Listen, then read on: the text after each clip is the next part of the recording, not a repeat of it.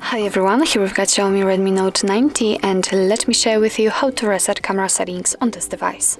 So firstly, let's enter the camera app, and I hope that you can see the grid lines. I've applied them before I've started the recording. It is because I would like to show you the actual evidence that the reset option will work.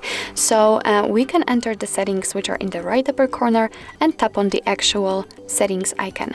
Now let's scroll down to the very bottom, and as you can see here we've got restore default settings. So let's tap on it and just confirm it with OK. Actually nothing happened, the settings just flashed a little, but after getting back to the camera you can see that first of all we've got the welcome to camera, so it means that we just reset all settings, and we've got the welcoming screen which appears when the camera is opened for the very first time.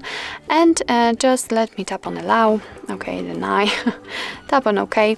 I just wanted to show you that the grid lines simply disappeared, so it means that we just successfully reset all camera settings.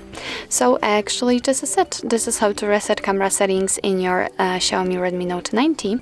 Thank you so much for watching. I hope that this video was helpful, and if it was, please hit the subscribe button and leave the thumbs up.